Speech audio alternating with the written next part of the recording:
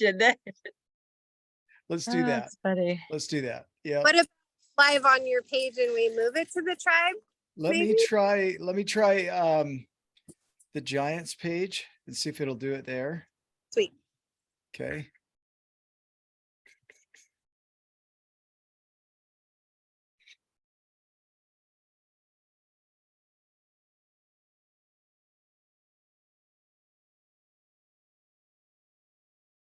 Yeah, Giants and Smalls. Let's see if it goes that way.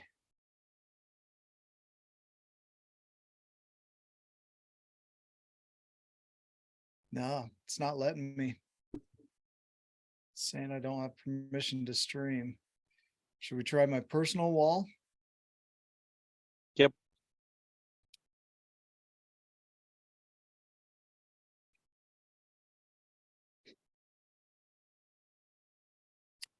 No permission to stream. So we're going to have to go with it this way. Sounds great. I'm It's locked the out theme in of the 3 day. different ways. Yeah. We just roll with it, whatever We're gonna comes It is good along. company. Here There we we go. Well, you're welcome to the journeys session. Tonight we talk about one of the 12 journeys. So instead of going through all 12, we go through one and we highlight it once a month. And so it slows things down quite a bit. Tonight we're going to be talking about the journey of vision, which is it's a vital journey. I think it's number 9 in the 12 journeys. And so it comes right after abundance and right before surrender, which I think is fitting because those all blend together to create your vision. It's imagining beyond what is. Einstein said that imagination is more important than knowledge. And as because we're reaching into the unknown and creating something that's not here yet, and we're pulling it into this reality, and it's an amazing thing. And so with the SG programs, what we usually do is we go through these over an 8-week period in our SG programs. And so our next one is coming up on June 14th. And so it's coming up quickly. And if you would like information about what it looks like to participate in that, reach out and I'll get you details so that you can be a part of that or explore if that's going to fit for you. We'd be happy to talk to you about that program. It's amazing. Everybody that's in here today, we've got Laura Lunt, Beck French, Lori Parks, Ryan Morris, Ann Reed have all been through. So Julie, you're lucky. You're in the presence of some great people. So they've been through the SG program and are graduates of it. And tonight we're honored to hear from Ann Reed, who's been through the program, who's going to teach us about vision. Beck, did you have a comment? Nope. Okay. So Ann Reed is an incredible person. She's a teacher, educator, trainer, and just a phenomenal person. So she went through Deb Sluice's program on visioning and became a certified facilitator. Is that correct? Of that program. That's correct. Awesome. Yes. And so tonight we get to hear from Ann.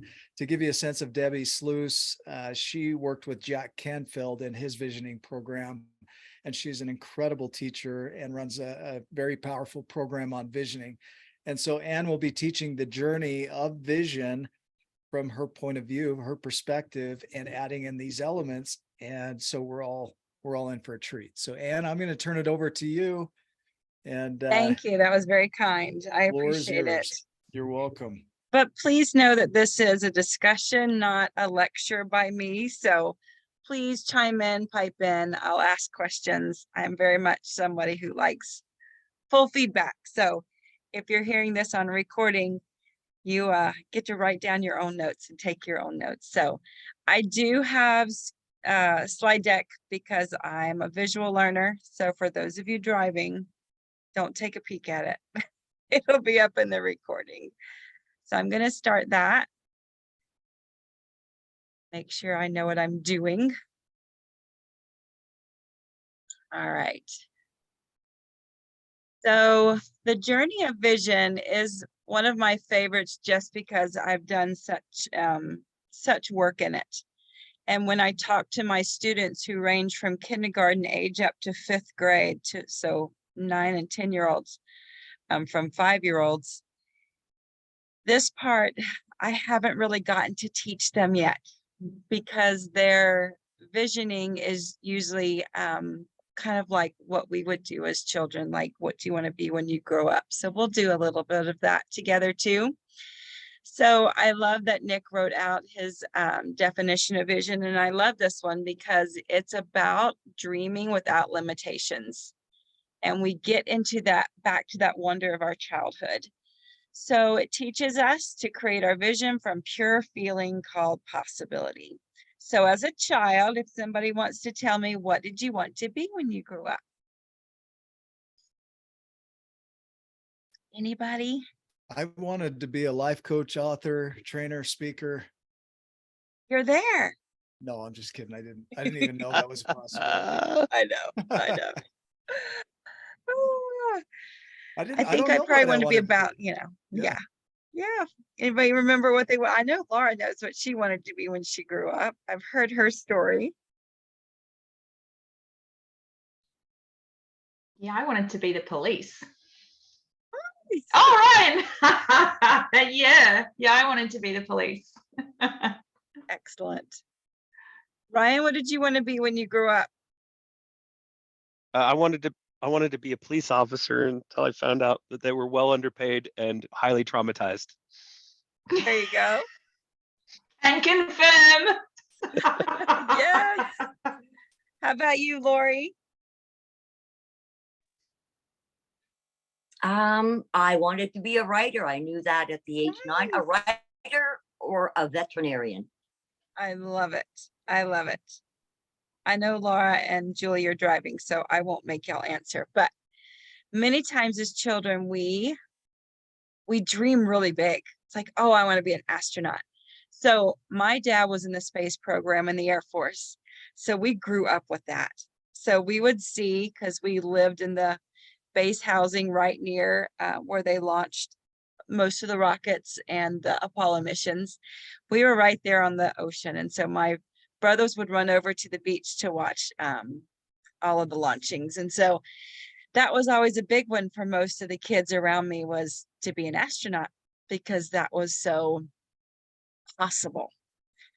A ballerina, perhaps a doctor, a veterinarian, like you said, Lori. So I think as children, we naturally have that possibility thing. Never stumps us. It's just everything is possible. And that pure feeling of childhood comes out in like what we want to be.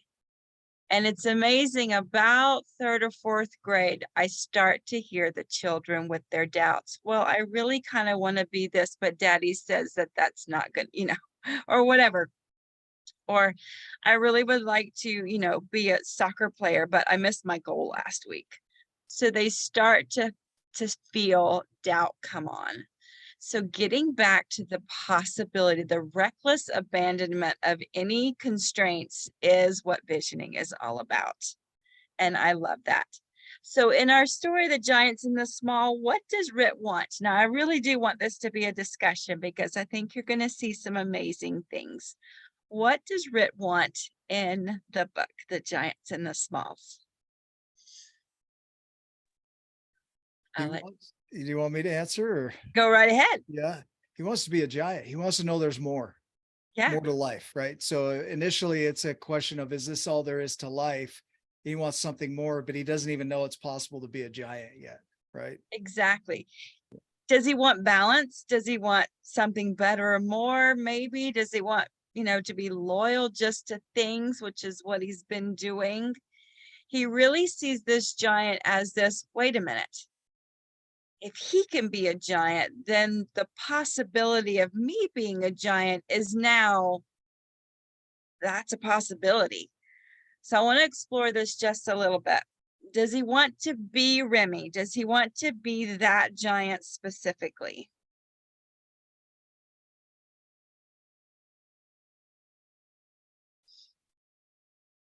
He doesn't. So the right question might be, why does he want to be a giant? And this will be different perhaps for all of us. Why would you want to be a giant in this context? Gotta dig a little deep. Well, my why for being a giant is exactly like Chris, where he talks about where he felt insignificant and where he believed he was capable of more. So that's actually what drives me to do what I do every day is because I believe I'm capable of more. Absolutely. I think one of the things that solidifies Rit is when he is put up on Remy's shoulder and he sees a new vision for himself. It's not just that while we're talking about visioning, it's not just that Rit wants to be just like Remy the giant. He wants to see what Remy sees. He wants the opportunities and the possibilities that growing into giantness will give him. And I love that. And he doesn't know how. He's a small. He has no idea how to even become a giant, much less gain the vision that that giant has because of his giantness. So when I ask this question to myself, I'm like, why does he want to be a giant? It's not to be a giant necessarily in my brain. This is me. It's to be able to see and do as a giant does, however that works for him. Just like Rebecca, you may have had different imaginings of being a policewoman. You know, maybe every part of that wasn't a part of your experience, but probably so much more than you envisioned as a little girl. So becoming a giant isn't about becoming a giant. It's about seeing as a giant sees, working as a giant does, and seeing that possibility grow within him. That's my thoughts around that. I'm not trying to interpret your let's see if I can get my page to move. Hey, Or small. and I think Go ahead. I think it's perfect. Just so you know, like your interpretation is giving it a new spin, a new life, and it's amazing. It's perfect, and it's not wrong. So you don't have to worry about that moving forward. I think it's awesome. You can interpret it how you interpret it. That's the beautiful thing about the Yes, giants and the smalls in the book. thank Like, and there's you. a ton of stuff that isn't written, so it's Right. in our imaginations to fill in the blanks. So ready, Thank you go. for that. So I love this picture because here's this cute little couple. And if you have to slide your pictures over, you may have to, because the gondola driver is just baffled that these two, probably Americans, have come all the way to Venice and are completely zonked on their little cute little trip. They're missing the opportunity because, well, they wore themselves out trying. So I wanted to talk about these words: balance, goals, loyalty, and how it has anything to do with visioning. So if you think about, so many people say, I just want balance in my life. That's their vision, right? Just want balance. And I used to think that was a pretty good goal. Like, yeah, balance would be good, you know, work, family, church, all the things. But then someone mentioned that balance is standing still. And in order to walk forward, you have to become unbalanced to shift your weight to one leg or the other in order to move the other leg forward. And I got a new perspective on what balance is. Balance could just be standing still. We have to, I think, throughout our lives, concentrate on one area of life, maybe more than another. Maybe it's work. Maybe it's someone sick and you have to help them in a relationship. Maybe, who knows, your faith is waning, so you concentrate on that. Or maybe, you know, your family life needs your help at the time. So I don't know that there is true balance.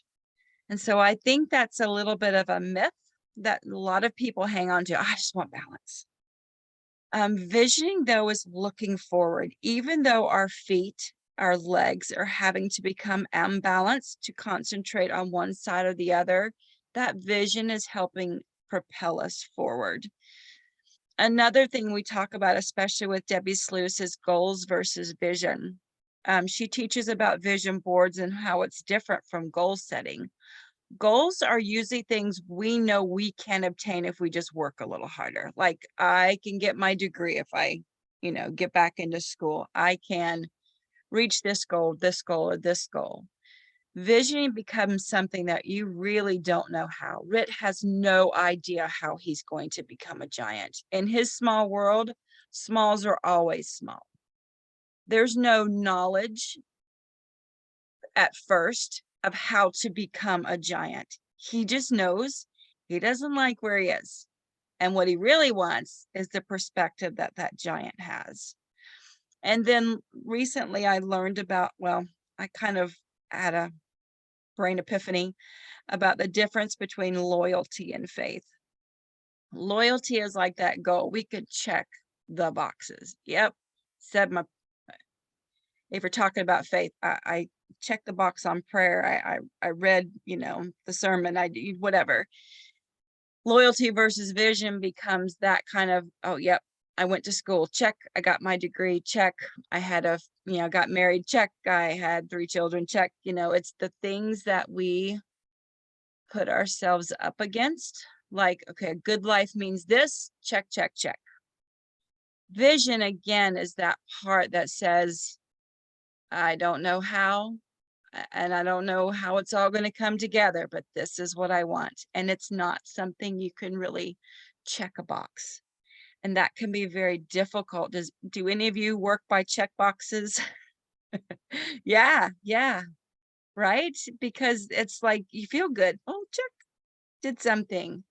And then at the end of all your check marks, what do you have? A new list. That's So what I end up with is more lists. So when I come home from the grocery store, having checked off everything on my list, I put everything away, and then I remember the things I forgot, and I start my new list. It sucks. It does. It's like, crap. All right, start my new list. And that's kind of like what loyalty is in comparison to vision. Not that I should ever go to the grocery store without a list, because then my cart gets really, really full, really, really fast. But if we learn to check those boxes, we get to the end and we don't necessarily have what we think we're going to have. It's like, well, I did all these things. Where's success? Where's joy? Where's the happiness I expected to find by checking off these lists? So let's talk about true vision. Please jump in if you want to say anything. I'm just pulling up quotes here. Vision is a picture of the future that produces passion. I love that quote, because vision is not blah. Vision is not a piece of paper with a check mark on it. Vision is not a pat on the back. Vision is emotion. Vision is excitement. Vision is passion and enthusiasm. And if your vision or goals don't contain that, you may not have stretched quite enough. It needs to be a little bit bigger. Vision is the art of seeing what is invisible to others. People will not get your vision. They're just like, you're what? You're going to do what? You think you can do that? Those are the things that are invisible to others. Vision is the art of seeing what is, oh, did I do that twice? I must have really liked that quote, y'all. Sorry about that. But I just love that no one's going to get it. Surely no one's going to get it. So I want to do a vision exercise with you. These are some of the areas that most people think about when they talk about goals and visions. So what are some of the physical things that you want to do? So I was at the school field day last Monday. And the counselor goes, hey, you want to race? And this was a bounce house that had like 2 humps you had to climb over. Y'all, I'm 53. I'm very out of shape, and it kicked my tail. She got through that thing, and I was like rolling and flopping like a beached whale. It was awful. It was truly awful. Okay, so I've got some physical things to work on. That might be one of my visions. There's spiritual, financial, mental, whatever areas. I would say kind of start with something that's really bothering you. Like when you go to the doctor, you're not mentioning that you've got a rash on the back of your leg or a hangnail. It's like, I suffer from headaches, right? We can start with the big things, because then other things become easier. So sometimes you just may want to grab the bull by the horns and go, okay, this is my problem. This is the one that is really producing anxiety or issues in relationships. And so maybe I want to tackle this one first. But there's also a lot to do something small so you get the momentum to do the bigger things. So wherever you start is fine, is my point. In another mentor class that I take, they start with an inconsequential goal, like something little. And I love that, because when you find success within hours or a day or so, you're like, oh, this really kind of works. So I'll tell you about that in just a second. So some of you have done this exercise. This is just a Post-it note. You can turn it on point. Those of you driving, just think. So in 1 or 2 or 3 words on the top, what is a goal or vision that you have for you? It can just be, I don't know, being rich, being happy, helping my family grow, finding a new career, being more present, whatever your goal is at the top. Sorry, if you're done with that, right through the middle, how is it going to feel? And this might be just words. This is your own. Doesn't have to be complete sentence with the punctuation at the bottom. Trust me. Write how it'll feel when you accomplish that. So if I wrote on top a new career, I might say, I am thrilled to be in a position where people honor me. I don't know, whatever, however you'll feel when that dream or vision happens. And then on the bottom, put the date that you would love to have that done by. And I've done this 3 or 4 or 5 times with different things, and it always hits me. So here's the question. This is so hard. I want you to scratch out the vision or dream, like black it out, mark it up, so you can't read what you just wrote. And that's really hard, because that's like, hey, I want that. Mark it out, X it out. Hard, huh? Your true vision is the feeling that you want. So let's say, Lori, that you wanted to grow up and be a veterinarian. I'm going to use that as an example, because that's not what you did, right? So you could come up and be a writer, my man, I want to be a veterinarian. I'm a failure. And that would be so wrong. So let's say that you wanted to be a veterinarian because you wanted to help people understand pets more. And as you progress through life, that didn't happen, but you wrote a book. Maybe you still wrote a book telling people how to love their pets more. So by doing this exercise, you can see that what you can accomplish is bigger than just that one goal. Does anyone want to share? Want to be my guinea pig about what you wrote? Anybody brave? Yes, thank you, Nick. Yeah, I wrote relief. Yeah. So that's what I'm after. And what date did you put, if you don't mind? June 15th of this year. Perfect. So about 2 Do you want to weeks. wait till June 15th? There's always Not a question really. Debbie asks. I'm like, well, no, I want it now. Right. Yeah. You would I like kinda- relief today, right? Yeah, it'd be perfect. Right. Yep. So envisioning, we want to sit in success. We want to sit in our dream and vision, not try to reach it, not try to run toward it, not try to work so hard to get it. But the vision is sitting in it presently. Relief. You can be relieved now that that's going to happen. You can sit with this vision of feeling relief from, I'm going to make things up, relief from my financial burdens, or I will feel relief when I am successful in my business. I will feel relief when my son's medical condition clears up, or when my own medical condition allows me freedom, whatever that looks like. As we vision from where we are here, with those feelings and emotions present, our body, mind, spirit, the universe will all combine to help make it happen.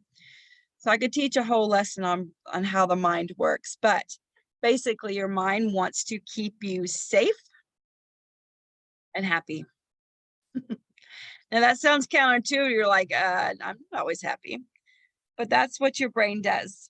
How many of you suffer at times from anxiety? Guess what? Your brain's going, I'm trying to keep you safe. No, you really don't want to go talk in front of 300 people. That would make you embarrassed, and that would make you feel uncomfortable. So I'm going to save you the trouble and make you really anxious, so you're not going to put yourself in danger. See how that works? It's bad. It's really bad. When we sit with what we want, our brain goes, oh, you want this now. You want to feel relief. Let me show you relief. Let me show you success. Let me show you joy. There's a few things we can do to monkey that up, and I'll talk about that in a second. But as we take our vision and keep it in the forefront of our mind as much as we possibly can, and not doubt that we're worthy of receiving it, our brain will show us the things. So the inconsequential goal that I set, and I did this exercise, was to see a red, white, and blue vehicles. And I thought, well, I can look in any parking lot and see a red car and a blue truck and a what, I could do that. I'm like, no, they have to pass me in that order, like red, white, and blue. That's got to be a little harder, right? The next day I was driving to Walmart, and through the light as I was turning left came a red car, a white van, I think, and a blue truck. And I knew my brain had shown me what I wanted to see. And it did not even take 24 hours. My brain goes, oh, guess what? Look, there it is. I've made that happen for you. Aren't you happy? And I was. The thrill that I felt when I put that vision into motion was the same thrill that I felt when I saw it, because my brain goes, ta-da, here you go. And it was fabulous. And so you can do an inconsequential test, if you will, and go, okay, let's see how my brain's going to do this, and just make up something nonsense. Another one of mine was to see deer in my backyard. And sure enough, I happened to be walking by the window as they were frolicking in my backyard. And my brain goes, see, told ya. I'm like, yes. And I re-engaged my brain in the feelings that I had felt when I had dreamed that vision. So that just gives you, otherwise you could start on your big goals, or you can just do a silly one and see how it happens. If you've lost something in your house, it works too. I lost my Apple Pen, could not find it anywhere.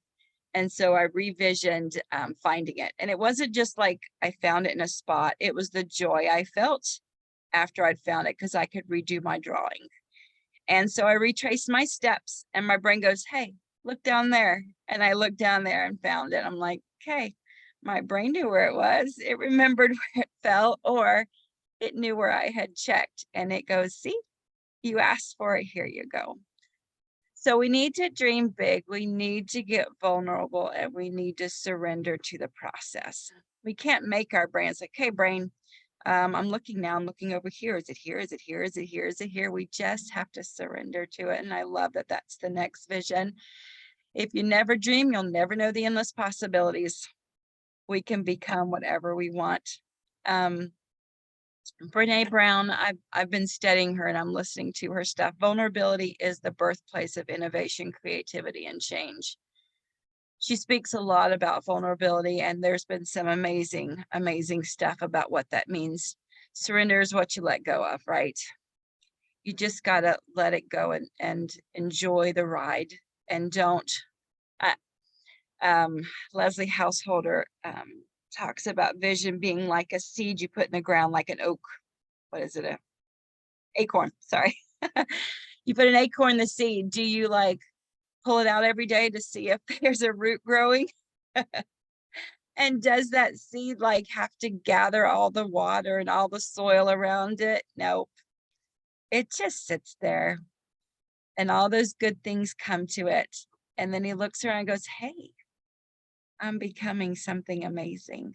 And typically it is more amazing than we can even dream, which I love, because, well, this was the Mind Valley guy. I don't know. He's talking about, we start with kind of dreaming and goal setting, and then we move to this vision. And then the vision becomes kind of something we gain inspiration about. So maybe right now you want a new job or a new car, a house, a different environment. And then eventually we will receive the inspiration we need to change that into something perhaps even bigger and better than what we imagined. This happened to me this last fall. Sorry, my son's trying to just go onto my diffuser. I really wanted to teach these kinds of things to kids and to adults. So I did not go to substitute teach. And I went ahead and brought my daughter home because she had some medical things to deal with. Well, a couple months in, my husband's like, we could really use some extra money. Do you want to substitute some more? And I said, well, if I have to substitute, then I have to put her back in school. So we decided to do that. And I was a little bummed because I wasn't going to be able to teach this. I was just being the teacher in the classroom. And lo and behold, a position opened up. And they're like, we really want this specials teacher position to be something somebody teaches instead of just being a free-for-all class. I'm like, can I teach mindset? And so the very thing I had visioned changed into something different. But everything that I wanted is what I do every day at school. And so my vision was limited to a certain outcome, an expectation. But my vision was given to me with multiple possibilities and beautiful vistas because I'm standing on the shoulders of giants. So our visions at first can be still somewhat limited to what, Rit did not know he could become a giant. He just wanted something different. But then what he was given was giantness, and then the beautiful opportunities to teach and bring his friends along and his family. So we need to use abundance. We just need to accept that there's beauty around us and we deserve it and can have it all. That's not always easy. Abundance is something we have to tune into. It's not something we just start counting our pennies, or we just have to look around and go, okay, not only is the world abundant, but so abundant that I can have mine. And can Go I ahead, throw a thought in on please. that, on the Please abundance? do. Yeah. The Bob Proctor quote of abundance is something you tune into. It's not something you acquire is a pretty big thing, because we started teaching in the journeys about abundance being like the laws of thermodynamics. It's not created or destroyed. It's just transformed from one form to another. And so to tune into it, when we go back to your experience or your example of the Post-it note, right? Yes. And you tune into that feeling, and then that tuning into that feeling allows your brain to start anchoring in and bonding to and attaching to that feeling. And then it wants it, right? So it starts looking for resources that would create that. And it's not like it has to go create those resources. They're already there. So it starts tuning into those because of that bond and connection of that feeling. And then from that, your brain starts looking for things that you could pull in to make that thing a reality, right? Exactly. That's beautifully said. That tuning in is so powerful, because I was always taught that it was something you acquire. If you're abundant, you have a lot of things, right? Well, we all have a lot of things, but the goal is to see how we can transform those from what they are into what we have in mind. And they're already surrounding us. I don't know. All the time. Yeah. It does. It does. I have a trip coming up, and I knew I could scrounge together the money to get the plane ticket and to do all the things. But I decided to test this visioning. And so I turned manifesting my way of getting there over to what I consider God. And that was the way I'm like, Heavenly Father, I need help getting to this place. I need help getting to Utah. And then I stopped. Every once in a while I would think about it and go online and look at plane tickets. I'm like, nope, this still has to come from you. I can't do this, or I'm choosing to let this be a gift from thee. And then one morning I was brushing my teeth. It's like 6 o'clock in the morning. I'm brushing my teeth and the thought came, ask Tracy. I'm like, I've been looking at flights because Allegiant is right here in my town, and I could get to Vegas, but it would be like the day of and I might be late, and it would leave 2 days after my event. So I was trying to figure it out. I'd have to pay for motel rooms. I could fly down to Phoenix, which is really quick and easy, but then I would still have to get up to Utah. Well, I called my friend. I'm like, how are you getting to Utah? She goes, I'm driving. I'm like, can I fly to Phoenix and drive up with you? She goes, I'd love the company. That inspiration came because I turned that over to God, the universe, however you want to think of that. And the inspiration came on how for me to solve that. And so instead of 3 extra days and extra $800 to fly there, it's now like $300, a nice car trip with my friend. We get to chat, and it's turning out to be a beautiful process. So yes, that abundance is something we recognize, not something we work for or acquire. I love that, Nick. Thank you. We can see ourselves living in that abundance. A lot of people, if you'll see the picture on your left, operating, if we compete or compare or we think we're not enough, it looks like the first 2 pie pieces. Your piece is a part. And if you want more, like you want more money, you want a better job, it looks like you're taking a slice out of that pie away from someone else. Like, oh, but if I have more, then, you know, the people around me will have less. Like somehow there's a finite number of jobs or money or success. And if we get more, then we have to feel guilty because someone else is going to get less. That's competition. If you look on the bottom, when we think about being creative and living in abundance, we simply increase the pie.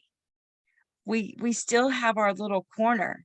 We just, instead of getting a Walmart apple pie, we're getting a Costco apple pie, right? It just got bigger. And not only do we just get more, but it creates more for everyone else around us. So I love this picture, and this is from Leslie Householder, because it explains that fear we have that if we have more, someone else will have less. So we just debunked that. Abundance says, nope, you just create a Costco pie and everybody gets more. So I love that. And that pie can increase exponentially. A flower doesn't think about competing with the other flower. It just blooms. And that's what we need to do. I included this Chrissy Metz one because contrary to the bill of goods you've been sold, and we've all been sold this, life is not a competition. If you look under her name, she says this is in an open letter to her younger self.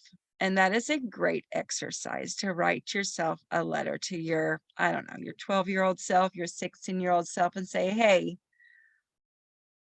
it doesn't have to be that way anymore. Stop comparing yourself to anyone or anything. Comparison truly is a thief of joy because we stop looking at what we have and only look at what somebody else has. So I just threw that in there because I just feel like abundance, we're not taught that. We are simply not taught that. We are taught that I only have this much money, so I can only buy this car.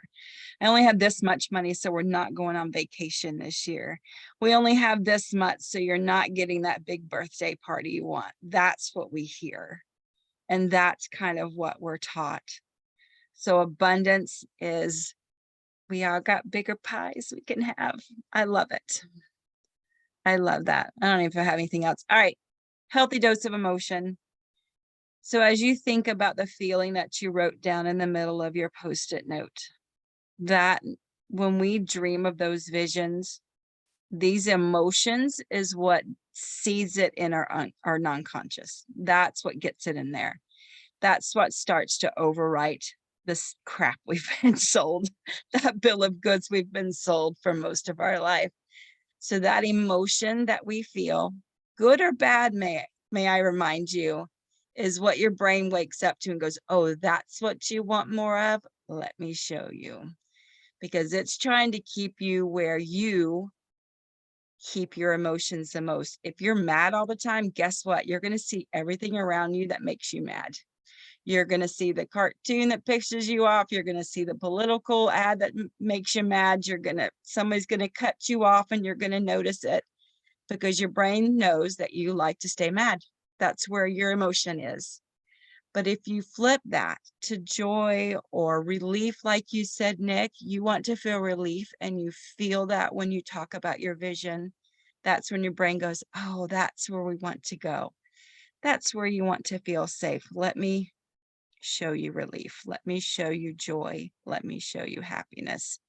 So find a picture. It's what we talk about in vision boards. Find a picture that you can sink yourself into. Some people can just like bring up an emotion or bring up a picture in their head. I can't do that. I'm really bad at it. But when I see that chick in the middle, I can't help but smile at her, right? So I need visual cues to help me remember what it's like to feel that feeling. And so find something, even if it's a picture of you as a kid with laughing your head off or whatever, find what that looks like. Find a picture of relief. Find a picture of joy. Find a picture of happiness, contentment, whatever you're needing in your life. And that's when your brain will start waking you up to all the things that that can be. Any comments, or we can vision together? Or I don't even know what time it is, so I do. I've got a comment. I'll take over the please, show. Yeah. please. The seeding of the idea, right? Yes, I've been playing with the idea of declarations as assertions of commitment to create, right? yes, So yes. the emotion though of bonding to your vision before it's here is really important at the beginning when you bond to that vision or you seed that vision, but not as necessary after that. Like it's not Right. like the commitment is more important after that, but to create that bond and connection to the vision, it's vital to fully feel it and feel connected, like that's mine, right? Right. And again, it needs to be that thing that you can't check off on a list though, because if you start working so hard to get to your goal, you may get to a portion of it, but the beautiful vision that you have may be missed because you're so focused on checking that box, right? And I think that's how emotion, like you said in the beginning, helps with feeling the full vision instead of just your commitment checks. Yeah. And I think that's really hard for some people because they're like, no, I'm getting to point P3. So I'm going to go M, then N, then O, then P1, then P2, then P3. And that's where I'm supposed to be. Yeah, Right. that's exactly what I was thinking. Yeah. P3. Yep. But you may be even more beautiful. And we may get to sidestep P1, P2, and P3 if we allow the universe to bring it in the best possible way. It just, yeah. We can, of course, do it anyway. Is there a good, better, best? Maybe. We can work our butts off, our fingers to the bone, whatever cliche you want, to get to our vision, to get to a goal. But sometimes, just like I wanted to teach. I could have said, oh, I'm not going back to work. I won't be able to do what I wanted. But what happened was so much more beautiful, and how it happened without me doing a thing, really. I just had to listen. And then, yeah. There's a question in Facebook. They asked, what are the commitment checks? Will you go over that again? Sure. We sometimes think that to get to our vision or our goal, that we know all the steps. We want to, going back to you, Rebecca, you wanted to be a policewoman. So you had certain things to do. You had to go to school, to academy, to, work here, work here, work here. And we can do that physically. We can get to a degree, a job, a relationship.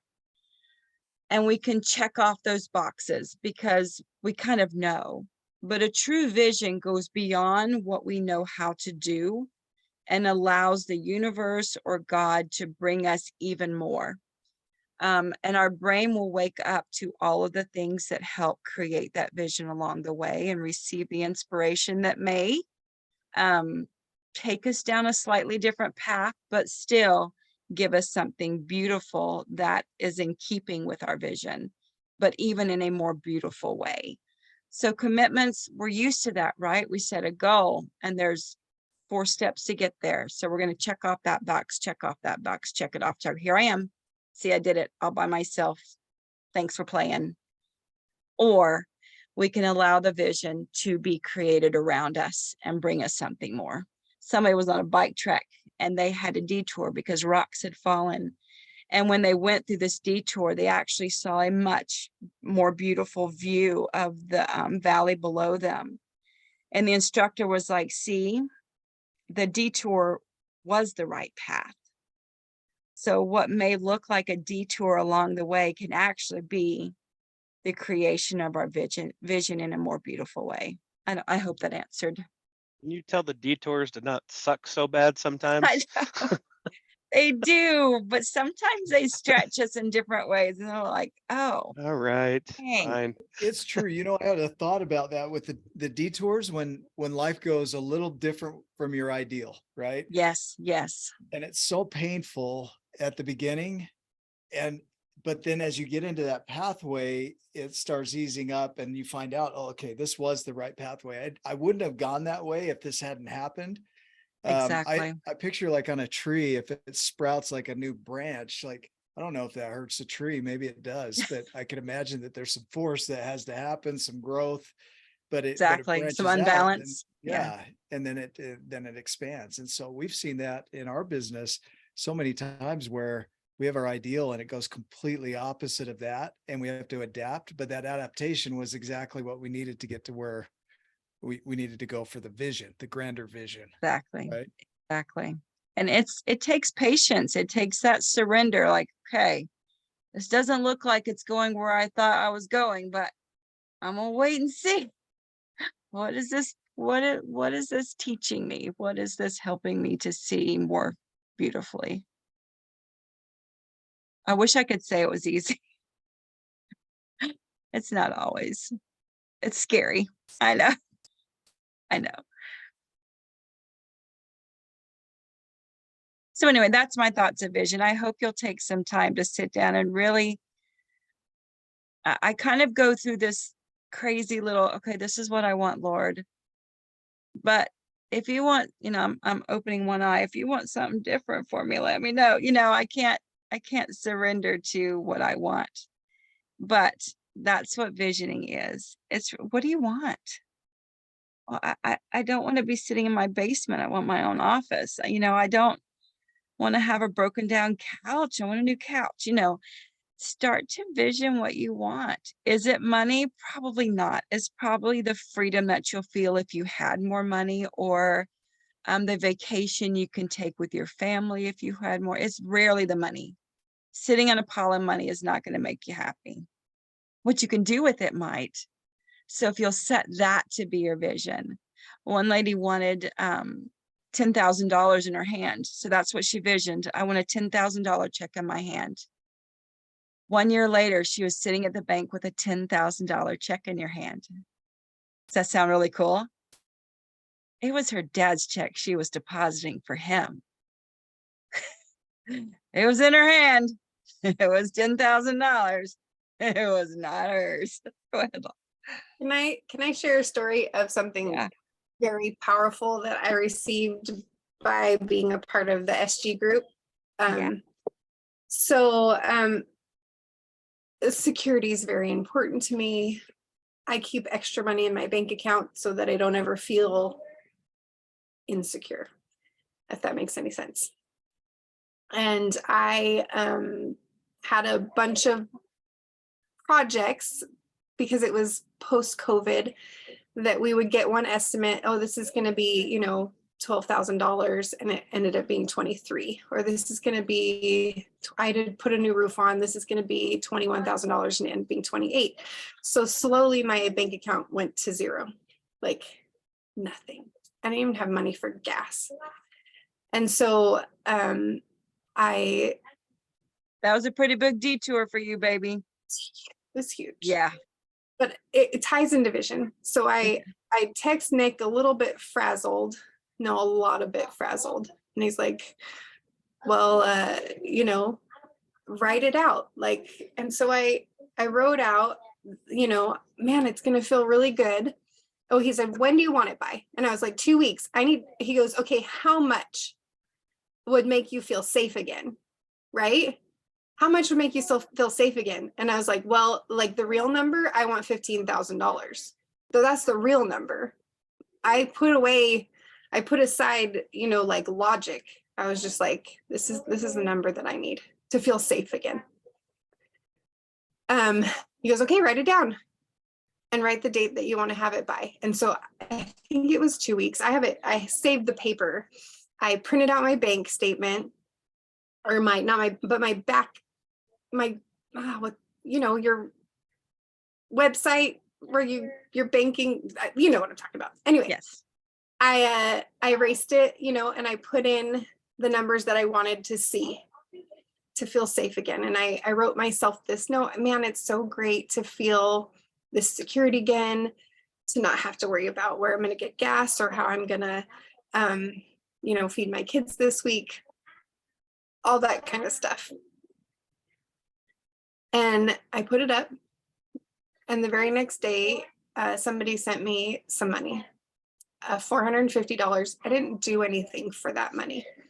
And the first thing that I wanted to do was send it back. And so I text Nick, I'm like, I just got $450.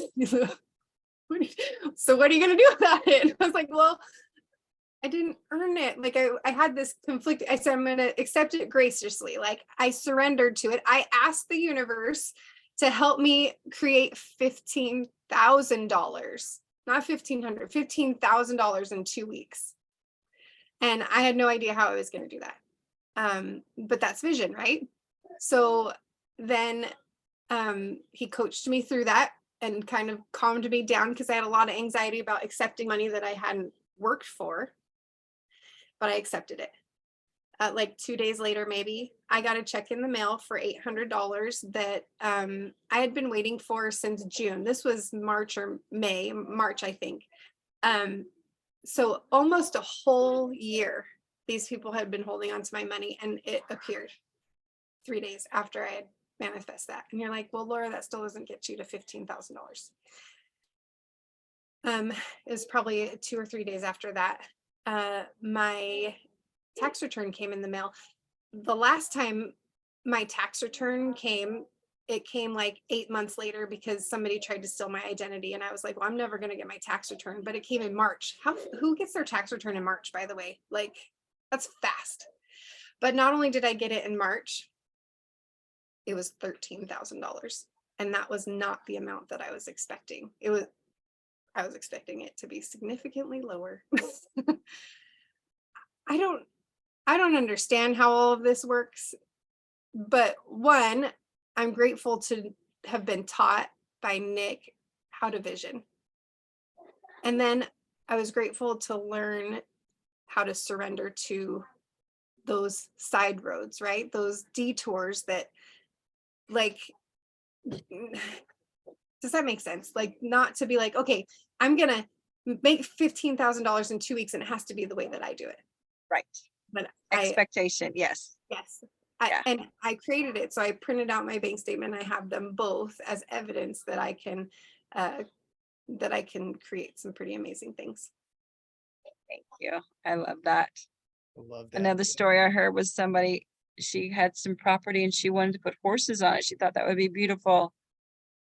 So instead of asking for the $20,000 it would take to put a fence around her property, she just visioned fenced property with horses. And she envisioned that with joy. 6 months later, her neighbors called up and said, hey, if we put a fence around your property, will you board horses for us? They paid for it. She never spent a dime. Her vision wasn't the money to build the fence, because if we got $20,000, will we build a fence, or will we be like checking off other things, But her vision was property with fence and horses. And that's what happened. So we can be careful, if you will, about our vision to make sure that it's aligning truly with what we want and not just what we think we should want. Like, should I ask for $20,000 so I can put a fence?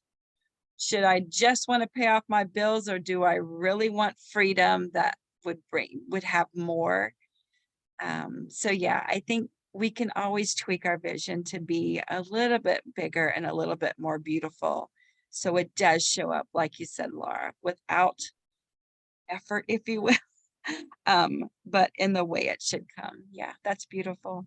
I mean, There's, interestingly enough, there was effort. It was just before, Right.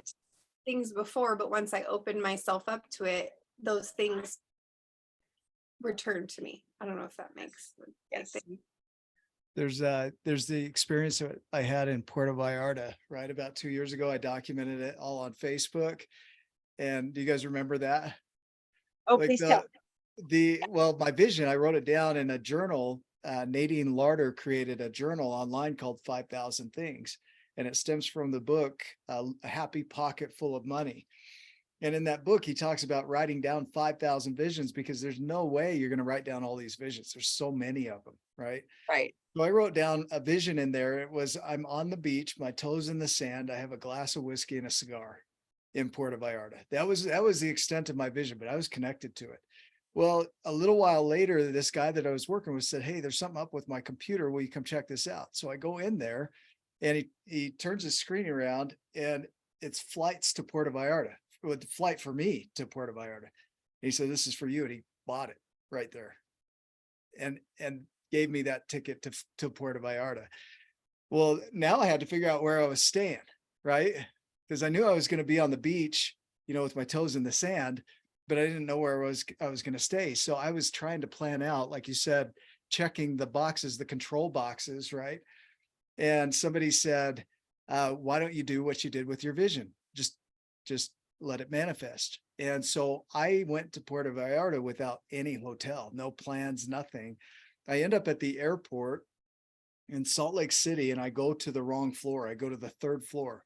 And as I'm coming down the 2nd floor to get to the right place, I end up between a couple, and he's down below, and she's got the bag in her arm in a sling. And I look at both of them, and he goes, "I just had hernia surgery." And she's like, "I just had shoulder surgery." And I'm like, "You guys are a mess. Between you, you're like a whole person." And they said, "Yeah, we're on our way back to Puerto Vallarta. We're getting our surgeries down there finalized." And I started talking to him about Puerto Vallarta. It's crazy. Out of thousands of people, I ended up between a couple that was going to Puerto Vallarta. Told them what I was doing. We end up at the same gate. She's like, "You're crazy. You can't do that." She starts calling all of her friends. They're like, "This guy's stupid. You can't do this. Who goes to Mexico without a plan?" So she's worried about me not having a place to stay. They invite me to come stay with them midway through the flight. They own a condo on the 18th floor beachfront property, just an absolutely gorgeous place. We become good friends. It was just created out of serendipity and that surrender of things will work out. You just got to step, right? And there was no way to predict that. If I would have looked forward and said, "This is how I'm going to go to Puerto Vallarta, and that's going to be, this guy's going to buy the ticket, they're going to give me a place to stay," there's no way I could have predicted that. All I knew is I'd be on the beach with my toes in the sand. And so the vision doesn't have to be complicated. It just has to be connected. You just need to connect with it, right? And then Yes, lean and on believe. serendipity, right? Yeah. So just Isn't that another cool amazing? experience. Yeah. It is really a cool experience to see, to recognize in your brain, to go, "See, we did this thing. It's the coolest." Yeah. We live too much in fear and doubt. And it's even if nothing came from visioning, feeling joy in that moment of visioning would be worth it to me. I mean, just laying on my couch laughing because I imagine playing on the beach with my kids would be worth the effort. And then I put on my vision board a family around a campfire eating s'mores. About a month later, we had created that in our backyard. And I went, "Oh, my husband had found this fire pit. He thought it was way cool. And we had found, the perfect spot for it." And without even realizing it, we had created the very thing that was on my vision board. And I took a picture of it and sent it to my classmates, like, we just created the vision without even realizing we created the vision. And we got it on sale and on sale and on sale. And it was amazing. But it was like, oh, my brain goes, hey, look, this is your picture. Like, dang it, it is. Yay. It's worth it, even if it's just in the effort to make the vision, but seeing the vision come true. Seeing the vision come true and your brain going, see, you just created toes in sand, whiskey, and a cigar. That's awesome. See, it Did you doesn't get your even have to- whiskey and cigar? I did. Yeah. It doesn't even have to be healthy for you. You just, No, I you guess gotta not. want it, right? So Yeah, I love for it. sure. Yeah, I just wanted to, if there's more to share, let's keep going, but for those on Facebook who've joined us, we've had a really good steady stream of people watching on Facebook and commenting. And so just a really powerful course, The Journey of Vision, and it's one of 12. It's like, you think of how these journeys connect, how uncertainty, how so many people hate uncertainty, but you need uncertainty and the possibility that comes from it to see the abundance. And then you need that abundance to see the vision. And then you need that vision to surrender. And then you need to, And grow the yourself. gratitude that Yeah, makes you right. happy to go with it. Yeah, it's all Yeah. beautiful. It's And all gorgeous. Truly, we could spend a year just going through the 12 journeys. And so we love bringing these down to bite-sized chunks, so to speak, right? Yes. And, this is just a sampling of what it's like to go through on the 8-week programs, because this is what happens. You get the group dynamic in there and you learn things that you've never learned before because of who's in the room. And every time we do an SG program, I think we're on number 10 coming up in June. It's different because of who's in the room. Mhm. And as I teach it, I learn things that I never knew before because of those people that are in the room. And so, for And we those that all are on- do. Yeah. Yeah. And you have all been through it, which is amazing. Yes. And Julie, one day I hope you'll come through, right? I'm making that invite to you. But for those that are watching on Facebook and here in Zoom, we're going to do this again on Saturday morning. So we'd invite you to come be a part of that. And if you want details about these SG programs, we'd be happy to share what that looks like and how you can be a part of it, because they truly are life-changing. And our goal is to create a miracle in your life. And you do that while going through the program. And it adds an element of that surrender, right? That serendipity, that magic that you're looking for. It's pretty incredible. So, Anne, thank you so much for what You're you shared welcome. today. I think you did a I love it. phenomenal It's all job. good stuff. Yeah. Thank you. Is there anything else you want to share? Not for Anybody? me. I think I would say get with a friend, start creating your vision and dream into your possibilities. Yeah. Come join us on SG. Yeah. Awesome. I love it. Thank you, Anne, for your time and attention. Will you be able to join us again on Saturday? Yes, that'd be great. Yeah? Awesome. I'm putting you on the spot. So Hey, I I think love you it did an all. It's all incredible good job. stuff. We got some good stories. Yeah. Okay. For everybody that's been on, thank you for being a part of this. We will be back here on Saturday morning. Look for the link. Laura, it's 9 a.m. Mountain. Is that correct? Correct. So 9 a.m. Mountain time. We will be on Zoom and we'll stream live into Facebook, because that is working now. It wasn't working at the beginning Yay. of this. So it is working. Fabulous. So we will see you back here on Saturday. You guys make it a giant evening. Love you too. Rebecca. See you guys.